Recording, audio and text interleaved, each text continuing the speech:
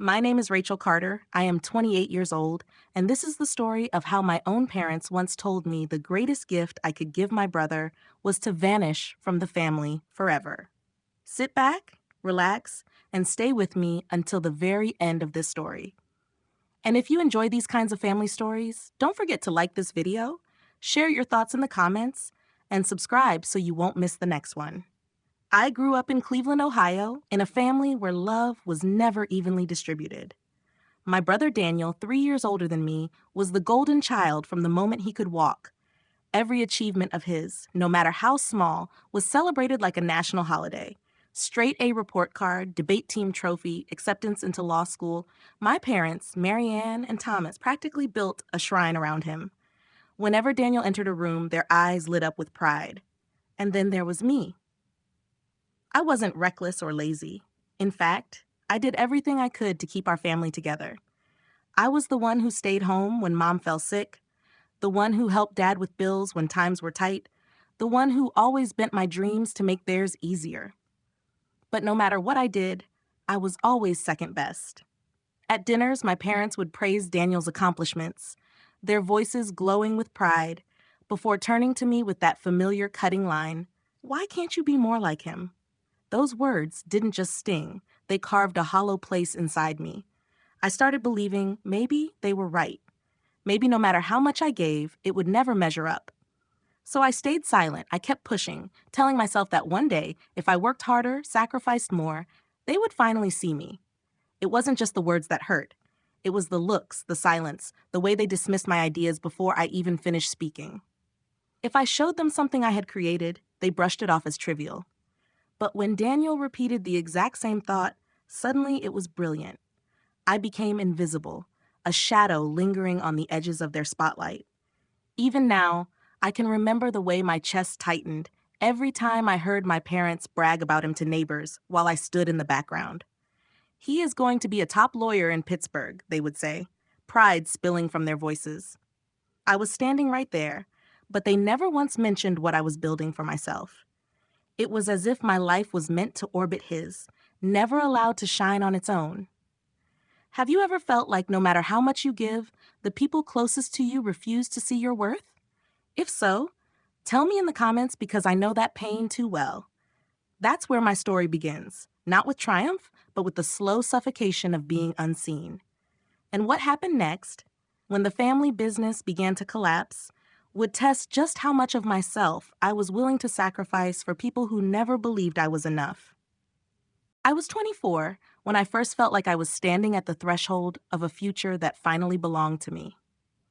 After years of hustling on small projects and scraping by as a freelancer, I had landed what felt like a dream contract. A regional supermarket chain had chosen me to revamp their entire advertising campaign. $40,000 was on the table, and for someone who had been living on little more than coffee, determination, and hope, that figure meant more than just money. It meant freedom. It meant finally proving that I was capable of something big. I could almost see my own office with my name on the door, a portfolio filled with campaigns that had my fingerprints on them, the kind of credibility that opened doors in an industry where everyone was clawing for a chance. I remember the moment I signed that contract. My hand shook with excitement. I could almost taste the independence. No more begging my parents to take me seriously. No more second-guessing whether my ideas were worth anything. I was finally on the verge of building my own name. And then the phone rang. It was my mother, her voice cracking in a way that instantly unsettled me. She said the grocery store was falling apart. Bills were piling up. Suppliers had stopped delivering. Customers were disappearing. I could hear the panic in her words, and for the first time, she sounded afraid. My father got on the line next. My father, who never admitted weakness, confessed they were drowning. He said they might lose everything. I sat there frozen, holding the phone to my ear, staring at the contract that lay on my desk.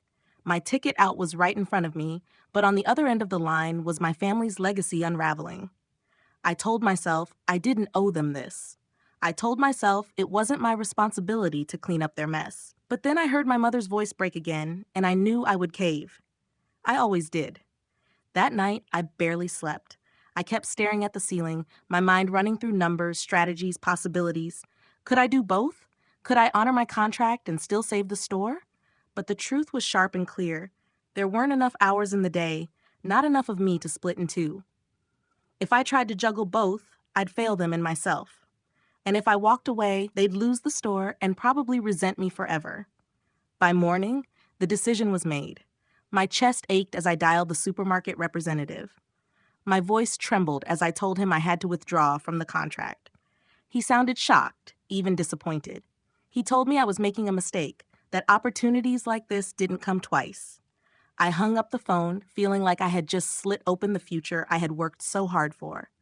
With my contract gone, I poured every ounce of energy into the family store. I camped out in the back office, surrounded by dusty shelves of outdated posters and unpaid invoices. I rebuilt their advertising from the ground up. I recorded late-night radio ads on my laptop, begged local stations to play them, and stuffed hundreds of flyers into mailboxes with my own hands. I designed posters, tested slogans, and experimented with clunky social media platforms that no one in our neighborhood had even heard of yet. I called vendors relentlessly, negotiating payment plans, promising them we'd turn things around.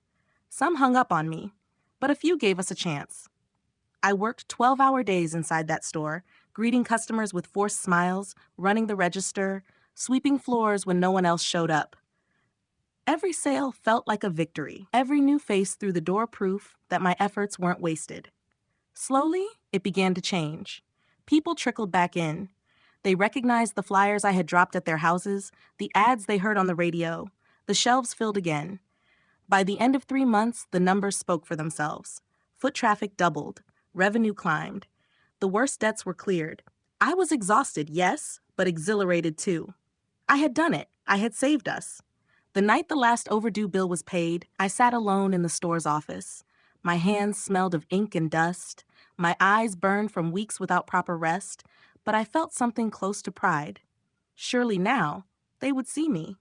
Surely this sacrifice, this mountain I had climbed for them, would make them proud. Maybe my father would finally put a hand on my shoulder. Maybe my mother would smile at me the way she smiled at Daniel.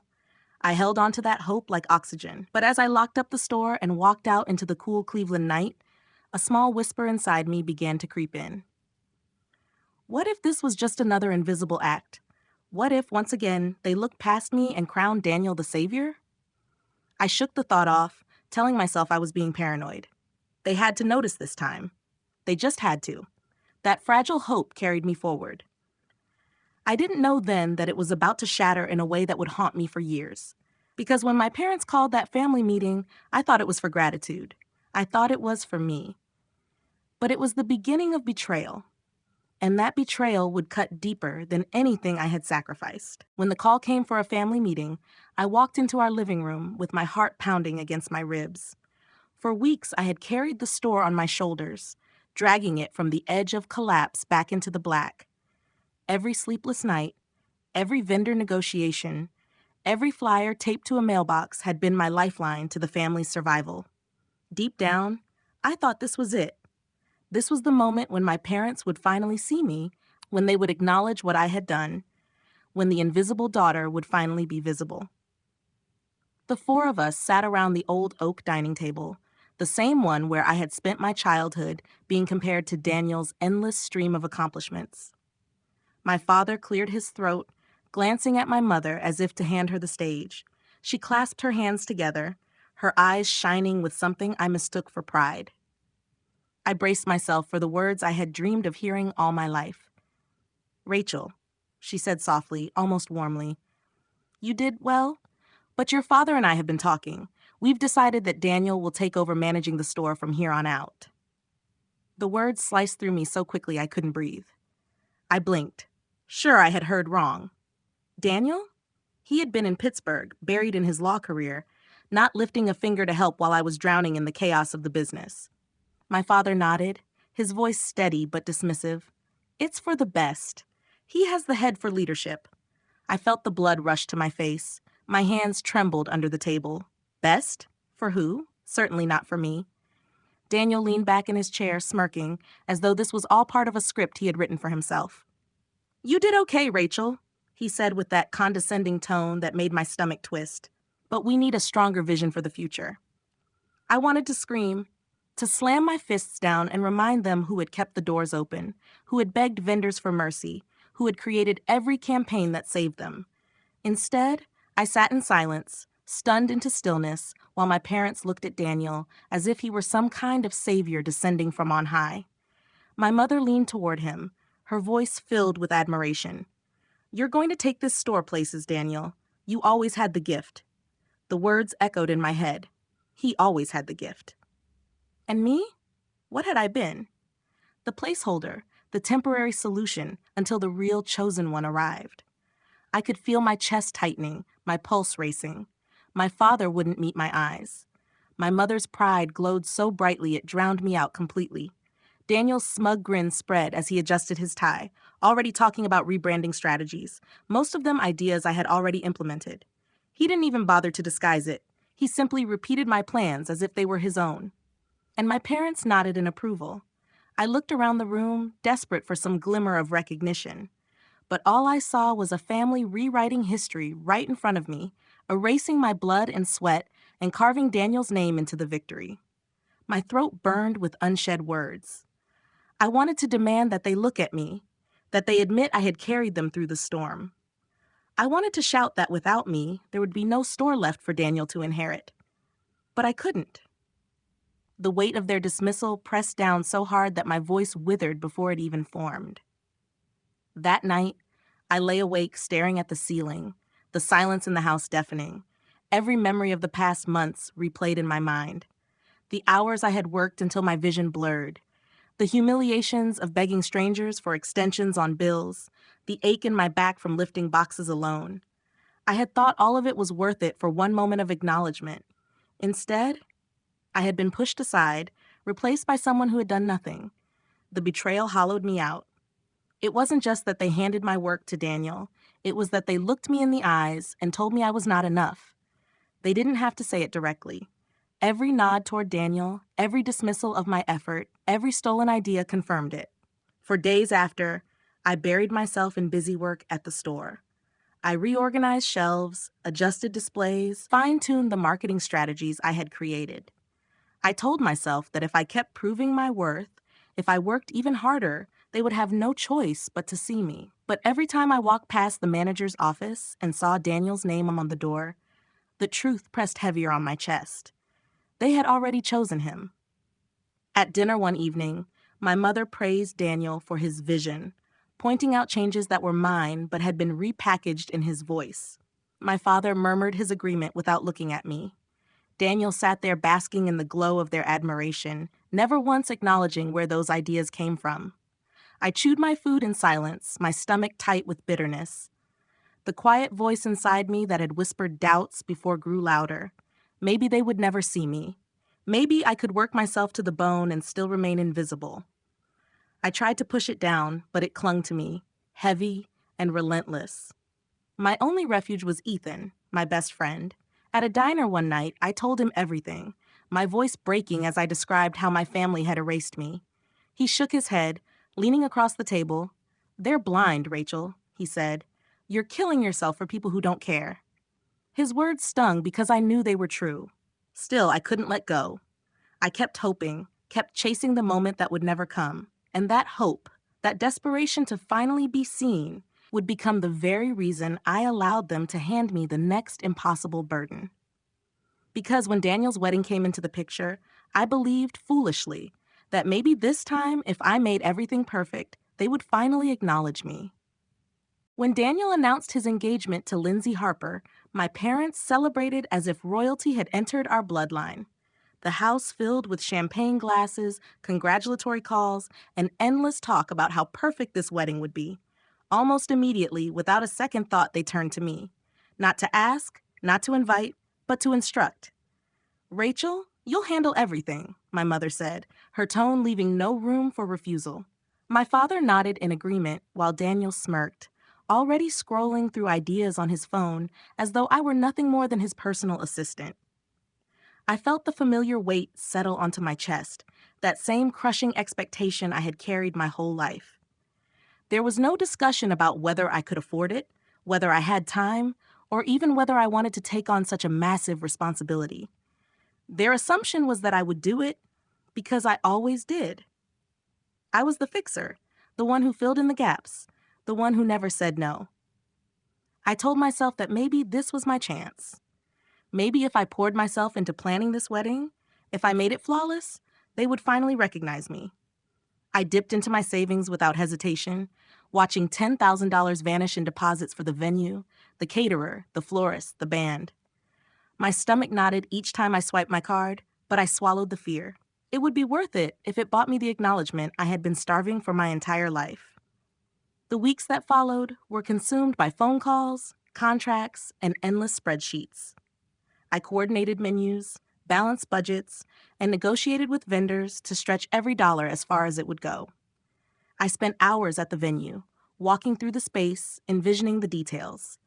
I chose a menu of roast chicken, garlic mashed potatoes, summer salads, something elegant but affordable. I haggled with a local band to play for less, and I secured flowers that were beautiful but reasonable. Every detail was calculated, every choice made to give Daniel and Lindsay a beautiful day without destroying me financially. But Daniel had other ideas. At breakfast one morning, he barely looked up from his phone when he said, "I want a string quartet from New York." Lindsay saw one at a gala, and it was amazing. I tried to explain the budget, how I had already covered deposits from my own savings. He rolled his eyes. "You're always cutting corners, Rachel. Just make it happen." My mother sipped her coffee, nodding in agreement. "This is his special day. Don't ruin it." My father barely looked up from his newspaper, muttering, "Do what he asks." Each time they dismissed me, it felt like another stone added to the weight pressing down on me. I was exhausted, working late into the night, scrolling through vendor lists, sending frantic emails, adjusting contracts to stretch the impossible. And yet, every effort I made was met with criticism. One afternoon, I showed my mother a draft of the wedding invitations I had designed. She scanned the page for 2 seconds before pointing to a small typo and tossing it aside. "Careless," she said flatly. Daniel smirked, adding, "Typical Rachel." Their words burned through me, but I forced a smile, pretending it didn't matter, because I couldn't stop. I couldn't walk away. I told myself that if I could just pull this off, if I could deliver the perfect wedding, then maybe they would finally look at me with pride. Ethan, my best friend, saw what it was doing to me. One evening, we sat in a coffee shop, my eyes bloodshot from lack of sleep as I vented about Daniel's endless demands. "Now he wants a custom ice sculpture," I said, rubbing my temples. Ethan leaned forward, his voice firm. "Rachel, you're killing yourself for people who will never see you. You need to stand up for yourself." I stirred my coffee, staring at the swirls in the cup. "If I make this wedding perfect, maybe they'll finally notice me," I whispered. Ethan shook his head, unconvinced. "They won't. You're worth more than their approval." His words echoed in my mind long after he left, but I couldn't bring myself to stop. The deeper I went, the more suffocating it became. Daniel started sending me links to luxury caterers with caviar appetizers, celebrity DJs from Pittsburgh, photographers who charged more for a day than I made in a month. Each time, I explained the budget was maxed, that my savings were already drained. His response was always the same, a cold command: "Figure it out." At home, my mother would sigh when she overheard our arguments. "Why can't you just do what he wants?" she'd ask, her voice dripping with disappointment. My father would glance up briefly from his television and mutter, "Don't ruin this for him." Their dismissal cut deeper than I let them see. I was drowning under the weight of their expectations, sacrificing not only my money, but my time, my energy, my sanity. I worked through the night, finalizing seating charts, confirming deliveries, revising contracts. I even paid an extra deposit for a backup generator in case the venue lost power. I left nothing to chance, because failure wasn't an option. And yet, no matter how much I gave, it was never enough. Every time I thought I had met their demands, Daniel raised the bar higher. Every time I tried to explain my limits, my parents accused me of being selfish. The closer we got to the wedding, the more I felt the walls closing in around me. My savings were gone, my body was running on fumes, and still they saw me as the problem. Still they believed I was the one holding them back. I told myself to push a little harder, to give a little more, Maybe this time it would be different. Maybe this time, if I made it perfect, they would finally see me. But as the wedding day drew near, I didn't realize that the breaking point was waiting just around the corner, and it would change everything forever. The night before the wedding is etched into my memory like a scar that will never fade. The house was quiet in that uneasy way that makes every sound feel sharp. My mother had cooked her usual roast, but no one seemed interested in eating. The air was heavy with something I couldn't quite name, a storm that hadn't broken yet but was gathering strength with every passing second.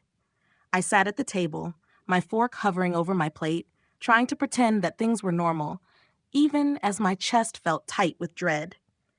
Daniel lounged at the end of the table, his phone glowing in his hand, his attention more fixed on scrolling through images than on the family dinner. Lindsay sat beside him in her neatly pressed dress, her eyes lowered, picking half-heartedly at her food. My father sipped his wine, his newspaper folded neatly at the edge of the table. I kept glancing from one face to another, waiting for someone to break the silence. It was Daniel, of course. Without looking up from his phone, he said, "Rachel, we need to upgrade the menu. Add lobster tails. And get vintage champagne from Napa, not the cheap stuff. Oh, and we'll need that photographer from Pittsburgh, the one who shot the governor's gala. Lindsay deserves the best." His words were casual, almost careless, as if he were asking me to pass the salt. For a moment, I couldn't speak. My fork froze midair. I thought I had misheard him, but when I glanced at him, his expression told me he was dead serious. My stomach dropped. I had already spent $10,000 of my own money. My savings account was drained, my credit card stretched. Every detail had been secured, every contract signed, every deposit paid. There was no room left for luxuries like lobster tails and $3,000 photographers. "I can't," I said finally, forcing my voice to stay steady. "I've already paid for everything. The budget is maxed. There's no money left." He scoffed, tossing his phone onto the table with a loud clatter. "You're always so cheap, Rachel. This is my wedding. You need to make it happen." His eyes flicked to Lindsay, as though daring her to contradict him, but she just shifted uncomfortably in her chair, avoiding my gaze. I looked to my mother, hoping for some trace of understanding, but her expression was cold and sharp. She set her wineglass down with a thud. "He's right. This is a once-in-a-lifetime day. Why are you being so selfish?" The word stung like a slap. Selfish. After months of working myself raw, after draining my own savings to give them a perfect wedding, they dared to call me selfish. My father finally looked up from his plate, his voice gruff and unyielding. "Don't ruin this for your brother." The room seemed to shrink around me, the walls pressing closer. My chest tightened, my pulse quickened. I felt my throat burn as though the words I wanted to scream were caught there, choking me. I looked at their faces, Daniel's smug impatience, Lindsay's uneasy silence, my mother's glare, my father's indifference, and realized with a crushing certainty that nothing I had done mattered. I pushed my chair back, the legs scraping across the hardwood with a screech that echoed through the silence. "I've spent $10,000 of my own money," I said, my voice trembling with anger. "I've done everything you asked, given you everything I could. I can't keep pouring money I don't have into this." Daniel leaned back in his chair, smirking like he had won. "Then maybe you shouldn't be involved at all." My mother's eyes locked onto mine, hard and unforgiving. "You know what, Rachel?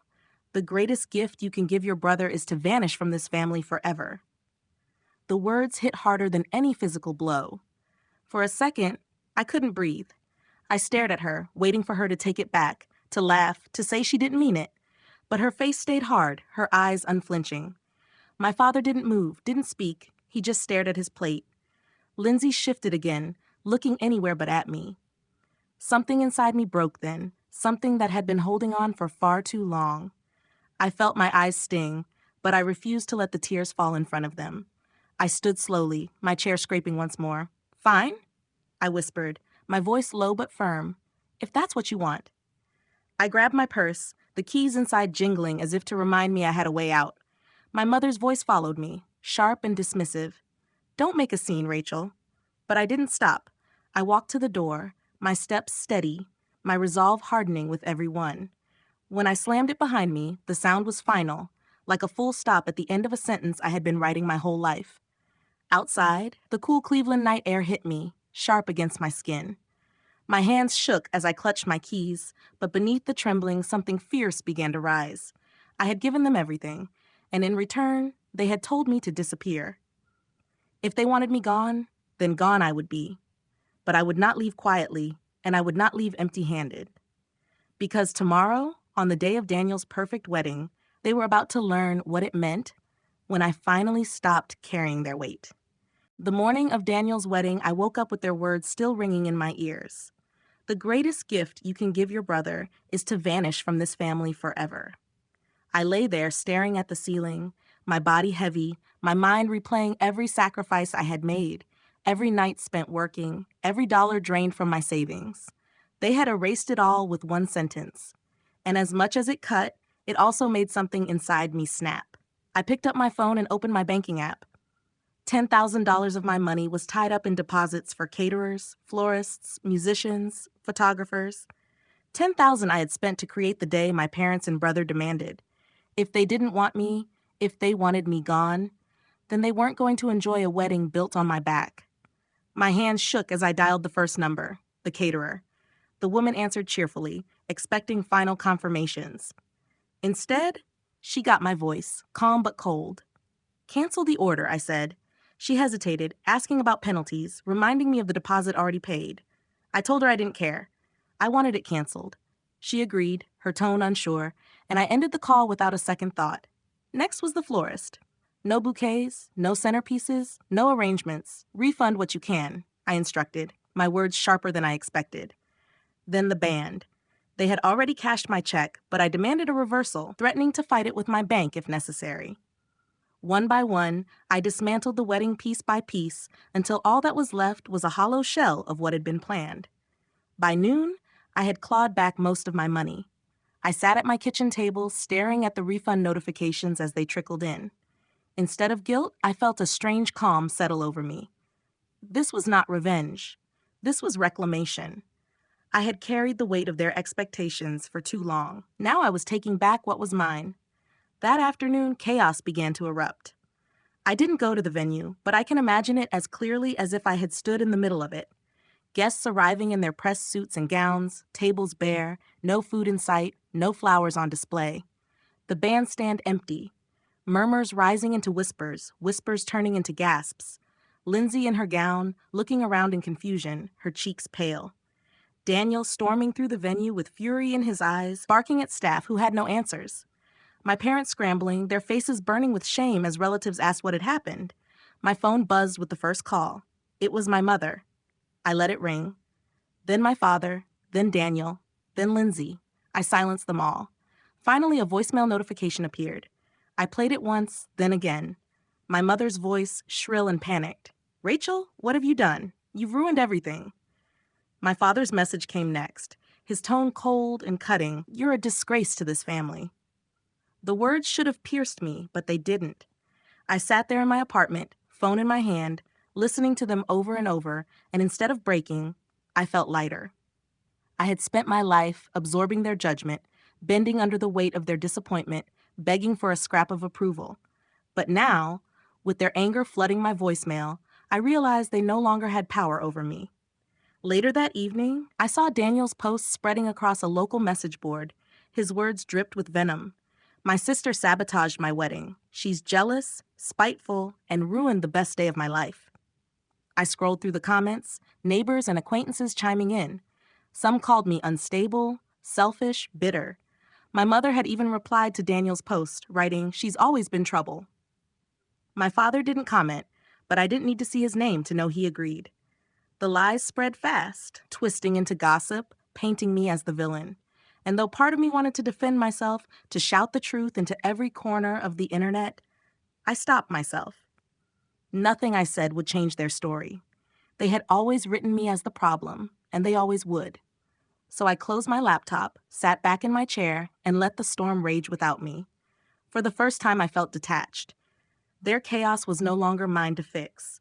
But as I sat there in the quiet, one question pressed itself into my thoughts. If I wasn't their daughter, if I wasn't their scapegoat, then who was I? Where did I belong? That night, I opened my computer again. not to fight their words, but to search for something new. Apartments in Asheville, North Carolina lit up my screen. I remembered the mountains there, the clean air, the possibility of a life untouched by their shadows. I dialed a realtor and asked about rentals. My voice didn't waver when I said, "Something small. I'm starting over." As I hung up the phone, my apartment quiet around me, I knew one thing for certain. Their wedding had collapsed, their lies were spreading, but I wasn't going to let their downfall drag me under. This was the end of one chapter. The next would begin with me walking away from everything I had ever known. In the days after the wedding collapsed, I moved through my apartment like a ghost. The phone kept buzzing with messages I refused to hear, notifications I refused to read. Each one was another demand, another accusation, another attempt to pull me back into the role they had written for me. But I was done. I had spent years trying to prove myself to people who had already decided I was never enough. Their voices had lived inside my head for too long. Now, for the first time, I was ready to silence them. I sat at my kitchen table surrounded by contracts, invoices, and the wreckage of everything I had poured myself into. My savings account showed the refunds from the canceled vendors, but I knew that if I stayed in Cleveland, that money would disappear again. They would find a way to use me, to drain me, to remind me I owed them. I could almost hear my mother's voice, laced with guilt and manipulation, telling me family comes first. But I had already given them everything. The thought of leaving had begun as a whisper the night I searched for Asheville apartments. Now it roared inside me, insistent and undeniable. I wanted distance, space, and the chance to rebuild without their shadows looming over me. My life was not meant to be lived as Daniel's backup. The decision crystallized one morning as I stood in front of my office mirror, staring at the woman reflected back. My face looked older than 28, the exhaustion carved into the circles under my eyes. My hair was pulled back in a messy bun, my hands still stained with ink from the endless flyers and posters I had once made to save their store. I barely recognized myself. I whispered out loud, "Enough." That word gave me the push I needed. I called one of the small agencies in Cleveland, a group I had worked with on a few projects. They had been circling my client list for months, offering to buy me out. I had always resisted, afraid to let go of what I had built, but now I didn't hesitate. Within a week, I signed the papers and sold my client list and contracts for $25,000. I felt no regret as I slid the signed documents across the table. The money wasn't just cash, it was freedom. The harder step came next. For years, I had invested my time and even $5,000 of my savings into my family's grocery store. I had kept the books balanced, managed the vendors, ensured the shelves stayed stocked. That investment had been my desperate attempt to tether myself to them, to prove that I belonged. But after everything, after the way they erased me, I couldn't leave even a penny behind. I went to the bank, withdrew every cent, and walked out without telling my parents. My chest tightened as I stepped into the parking lot, but instead of guilt, I felt a strange lightness. That money had been the rope binding me to their sinking ship. Now, the rope was cut. With the $25,000 from the client list and the $5,000 from the store, I held $30,000 in my account. For the first time, I had the means to walk away. I bought a one-way bus ticket to Asheville. It felt surreal as I clicked Confirm Purchase, as though I had just pressed a detonator that would blow apart everything I had known. Packing my life into 2 suitcases was easier than I thought it would be. Most of what I owned no longer felt like mine anyway. Clothes, books, a laptop, a few framed pictures of moments that mattered. Those were all I kept. I left behind the rest, the furniture I had bought secondhand, the dishes chipped from years of wear. As I folded the last sweater into my suitcase, I realized I wasn't just packing belongings. I was packing away a version of myself I could no longer carry. On my final night in Cleveland, Ethan came over. He didn't try to talk me out of it. He sat on the couch with me as I taped up boxes, his presence a quiet anchor. "You're doing the right thing," he said softly. "They'll never see you the way you deserve. It's time to start over." I nodded, unable to find words, my throat too tight with emotion. When dawn broke, I dragged my suitcases down the narrow staircase of my apartment building. The streets were quiet, the city not yet awake. As I waited for the cab to take me to the bus station, I looked around at the skyline of the place I had called home. It was a city filled with memories, most of them bitter, few of them sweet. And yet, instead of sadness, I felt a sense of release. I was no longer chained to the roles they had written for me. At the bus station, as I handed over my ticket, I glanced at my phone one last time. Dozens of missed calls, unread messages, voicemails. I deleted them all. Their words no longer mattered. I boarded the bus, slid into a window seat, and placed my hand against the glass as Cleveland began to fade behind me. As the miles stretched on and the city gave way to open highways, I realized I was not running away. I was walking toward something new. Asheville was waiting, and though I didn't know exactly what my life would look like there, I knew it would be mine.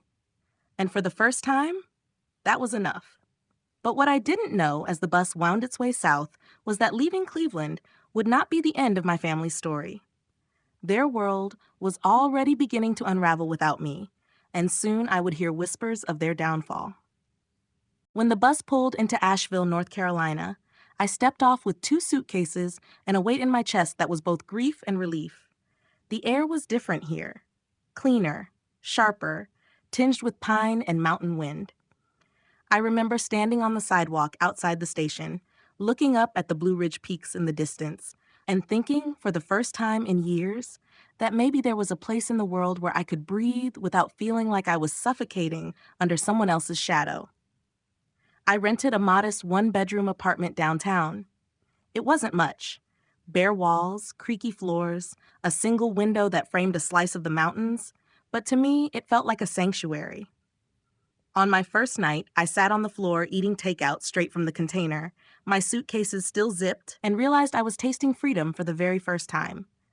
There was no one here to demand, to dismiss, to tell me I wasn't enough. There was only me, and the terrifying, exhilarating possibility of starting over. The days that followed were shaky. I woke up early, made coffee in the chipped mug I had brought from Cleveland, and sat at my laptop searching for freelance work. Every click carried both fear and hope. Would anyone trust me enough to give me a chance? I had built a name back in Ohio, but I had walked away from it. Now I was anonymous again, a stranger in a city that owed me nothing.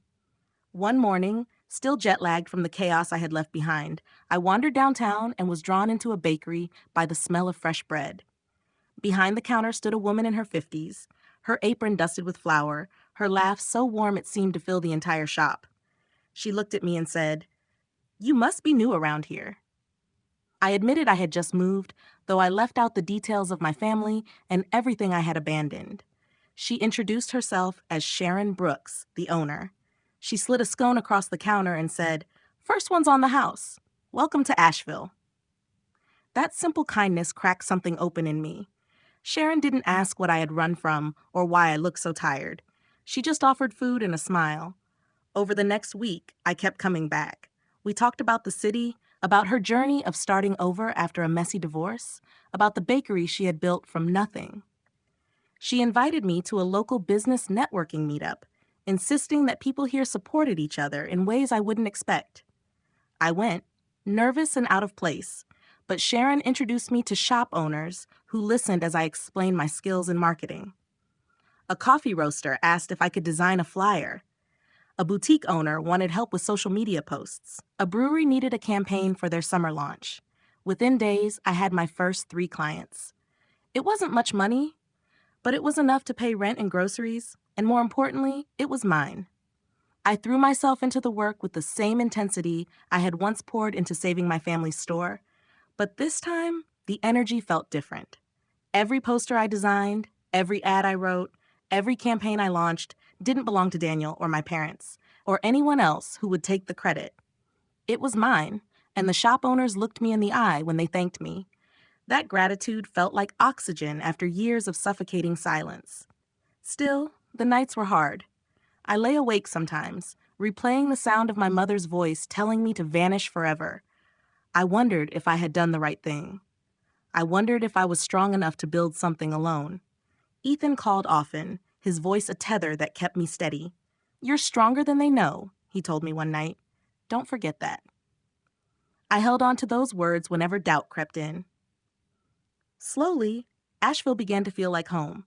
I joined a local hiking group, trudging up trails like Black Balsam Knob, the endless mountains stretching out before me like a reminder that the world was larger than the cage I had grown up in. I started painting again, pulling out old watercolors and filling sketchbooks with landscapes of ridges and valleys. My apartment grew warmer, a rug here, a plant there, little signs that I was not just surviving, but building. One evening, Sharon invited me to stay after hours at the bakery. We sat at a wooden table with mugs of tea while the smell of cinnamon rolls lingered in the air. She looked at me for a long moment and said, "You seem lighter than when you first walked in here." I hadn't realized it until she said it, but she was right. For days at a time, I would forget to think about Cleveland, about Daniel, about the store. I was no longer constantly replaying my failures or craving recognition from people who would never give it. But peace never comes without shadows. As much as I was carving a life in Asheville, I knew the world I had left behind was crumbling. Ethan hinted at it during our calls, telling me the store was struggling without me, that Daniel was fumbling every decision. I tried not to care, but part of me couldn't help listening. My family had told me to disappear, yet their lives were unraveling in my absence. I didn't reach out. I didn't ask. Still, late at night, I wondered how long it would be before the collapse I had predicted finally came to pass, and what it would mean when it did. News of their unraveling came to me in fragments, whispered first through Ethan's phone calls, and later confirmed in the silence that stretched between my family and me. I had not spoken to them since the night I walked out, but the truth has a way of finding you even when you try to bury it. Ethan told me that the grocery store, the very place I had once bled myself dry to save, was crumbling without me. At first, I brushed it off. I told him I did not want to hear it, that I was done carrying their failures like a weight strapped to my back. But when I hung up the phone each night, the images came anyway. Empty shelves, customers turning away, vendors refusing to deliver because Daniel had no idea how to negotiate or honor agreements. My parents standing in the aisles of the store, looking at the wreckage of their legacy and realizing too late what they had thrown away. The details trickled in slowly, but each one hit with the force of a storm. Daniel had assumed the manager's office like it was his throne, but he was unprepared for the reality of running a business.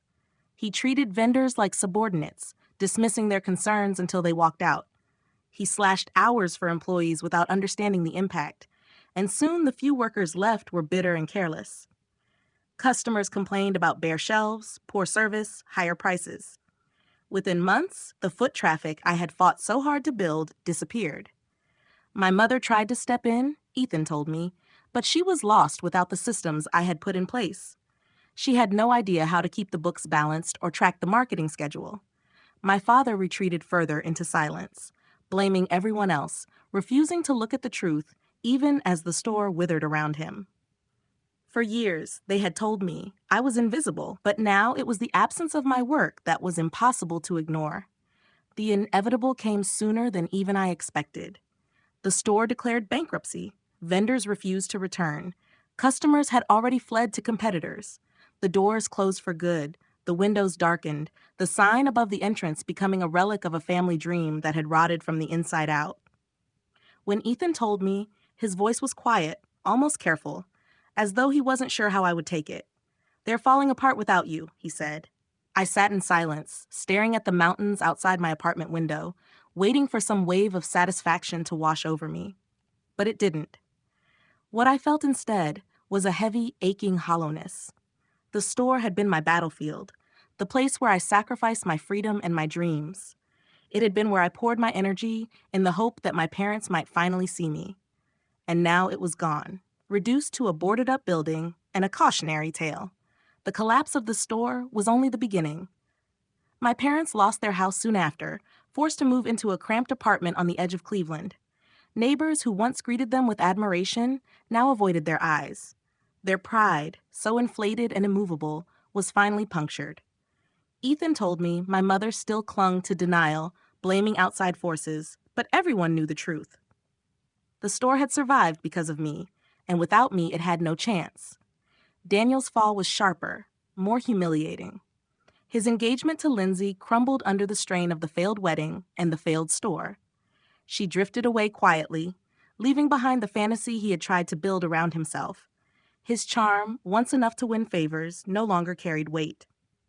He picked up a job at a hardware store, but customers whispered about him, about the lawyer who had squandered his family's business, about the golden child who had tarnished himself beyond repair.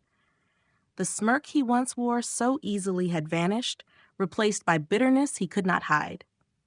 I should have felt vindicated. This was what I had predicted all along. The collapse I had warned myself would come if I ever stopped holding them up. But there was no joy in it.